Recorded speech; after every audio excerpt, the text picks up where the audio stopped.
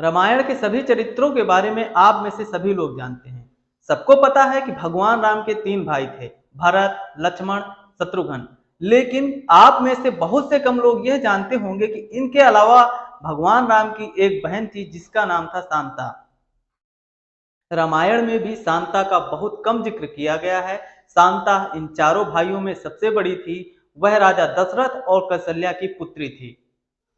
तो दोस्तों, आज हम इस वीडियो में बात करने वाले हैं भगवान राम की बड़ी बहन शांता के बारे में। ऐसा क्या था कि शांता का उल्लेख रामायण में बहुत कम मिलता है, और साथ ही ऐसा क्या हुआ था शांता के साथ जिसके कारण हम सब शांता के बारे में बहुत ही कम जानते हैं। शांता एक बहुत होनहार कन्या थी। वह हर क्षेत्र में निपुण थी। उसे युद्ध कला, विज्ञान, साहित्य एवं पाक कला सभी का अनूठा ज्ञान था। अपने युद्ध कौशल से वह सदैव अपने पिता दशरथ को गौरवान्वित कर देती थी। एक दिन रानी कौशल्या की बहन रानी वर्षणी अपने पति रोमपद के साथ अयोध्या आते हैं। राजा रोमपद अंग देश के राजा थे। उनकी कोई संतान नहीं थी। एक समय जब सभी परिवारजन बैठकर बात कर रहे थे, तब वर्षणी का ध्यान राजकुमारी शांता की तरफ पड़ा, और वह उनकी गतिविधि एवं शालीनता को देखकर प्रभावित हो गईं, और करुण शब्द में कहने लगी कि अगर उनके नसीब में संतान हो तो शांता के समान सुशील हो। उनकी यह बात सुनकर राजा दशरथ उन्हें अपनी शांता को गोद देने का वचन दे बैठते हैं। इस प्रकार शांता अंग देश की राजकुमारी बन जाती हैं। एक दिन अंगराज रोमपद अपनी गोद ली पुत्री शांता से विचार कर रहे थे, तब उनके दर पर एक ब्राह्मण याचक अपनी याचना लेकर आया।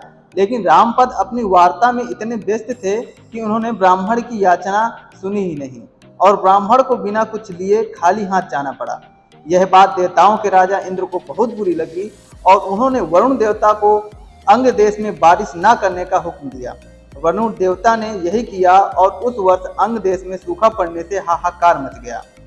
इस समस्या से निजात पाने के लिए रोमपद ऋषि श्रृंग के पास जाते हैं और उनसे वर्षा न होने की समस्या के बारे में बताते हैं।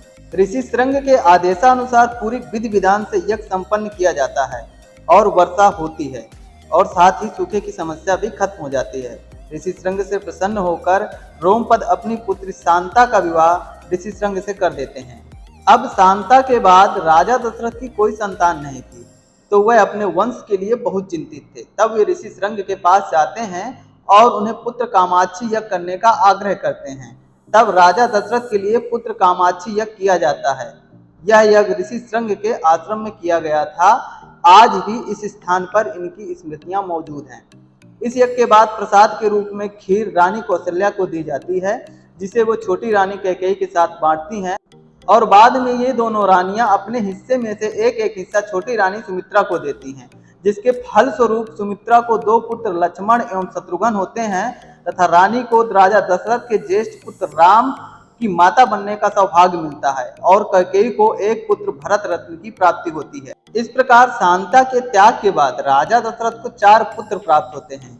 पुत्र वियोग के कारण रानी कौशल्या एवं राजा दशरथ के मध्य मतभेद उत्पन्न हो जाता है। शांता के बारे में चारों राजकुमारों को कुछ ज्ञात नहीं होता है, लेकिन समय के साथ साथ वो माता कौशल्या के दुख को महसूस करने लगते हैं। तब राम माता कौशल्या से प्रश्न करते हैं।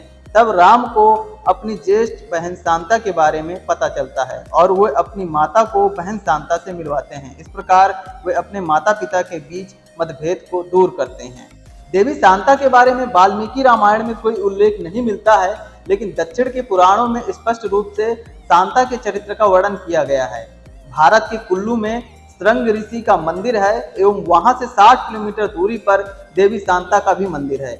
यह भी कहा जाता है कि राजा दशरथ ने पुत्र प्राप्ति के लिए देवी शांता का त्याग किया था। वैसे तो देवी शांता एक परिपूर्ण राजकुमारी थी, लेकिन बेटी होने के कारण उनसे वंश वृद्धि एवं राज्य कार्य पूरा नहीं हो सकता था।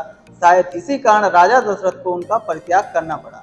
इस प्रकार जब चारों भाई अपनी बहन शांता से मिलते हैं, तो वे अपने भाइयों से अपने परित्याग का फल मांगती हैं, और उनसे सदैव एक साथ रहने का वचन लेती हैं।